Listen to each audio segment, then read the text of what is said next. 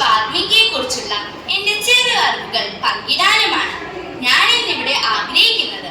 വാൽമീകി മഹർഷിയുടെ പൂർവകഥ സകല ലോക പരിണാമ സിദ്ധാന്തങ്ങളെയും വെല്ലുവിളിച്ച് പരമ അവബോധത്തിന്റെ കൊടുമുടി ഏറാൻ ഒരു മനുഷ്യായുസിന് സാധിക്കുമെന്നതിന്റെ ഒരു ഉത്തമ ഉദാഹരണവും നമുക്കേവർക്കും ഇന്നും ഉത്തേജനവുമാണ്. മാനുഷാത ഹേ വേല അരുത്. മഹർഷി വാൽമീകി മഹാകാവ്യത്തിന് തുടക്കം കുറിച്ച ഈ വരികൾ ലോക ചരിത്രത്തിലെ ആദ്യ ഇതിഹാസമായ രാമായണത്തിന് തുടക്കം കുറിക്കുകയായിരുന്നു. ക്രൂര നിഷാദനായി കൊല്ലം കൊള്ളയും ഉപജീവനമാക്കുകയും ചെയ്ത ഒരു മനുഷ്യനാണ് പിൽക്കാലത്ത് മഹർഷിയായി മഹാമുനിയായി മഹാകവിയായി ആദ്യ ഇതിഹാസ കാവ്യം രചിച്ചതെന്ന് നമുക്ക് ചിന്തിക്കാനാകുമോ? തീർച്ചയായും വിവേകപൂർവം വിശകലനം ചെയ്ത് പാഠ്യവിധേയമാക്കേണ്ട ഒരു പൂർവകഥയാണ് രത്നാകരനിൽ നിന്നും വാൽമീകിയിലേക്കുള്ള പരിവർത്തനത്തിന്റെ കഥ. ഈ പരിവർത്തന പരിണാമം നമ്മെ തെറ്റുകളിൽ നിന്നും പരിത്തരിച്ച് മഹത്വം പരിപോഷിപ്പിക്കുന്നത് എങ്ങനെയെന്നുകൂടി ചിന്തിപ്പിക്കുന്നുണ്ട്, പാഠ്യമാക്കേണ്ടതുണ്ട്. പാപിയല്ല, പാപത്തെയാണ് വെറുക്കേണ്ടതും ത്യജിക്കേണ്ടതും എന്ന മഹത്തത്വം നാരദമുനിയിലൂടെ മഹാവചനമായപ്പോൾ പരമപാപിയായ രത്നാകരൻ പരമജ്ഞാനിയായ വാൽമീകി മഹർഷിയായി മാറി. ആ പൂർവകഥ കേൾക്കുന്നതും അറിയുന്നതും പറയുന്നതും തന്നെ ഒരു പുണ്യപ്രവാഹമാണ്. ആ പ്രവാഹത്തിലൂടെ നാം വിദ്യാർത്ഥികൾ പ്രവഹിക്കേണ്ടതുമാണ്.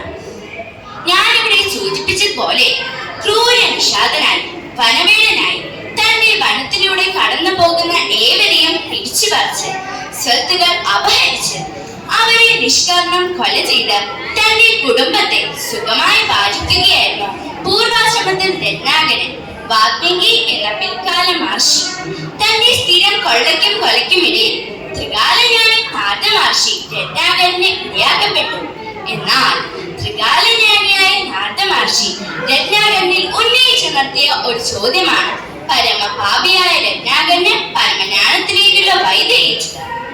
നാരദ മഹർഷി ഉന്നയിച്ച ആ ചോദ്യം ഇതായിരുന്നു: നീ നിന്റെ കുടുംബം പോറ്റാൻ ചെയ്യുന്ന ഈ കൊടും പാപത്തിന്റെ ദുർഫലം പറ്റാൻ നിന്റെ പ്രിയപ്പെട്ട കുടുംബസ്ഥർ തയ്യാറാകുമോ?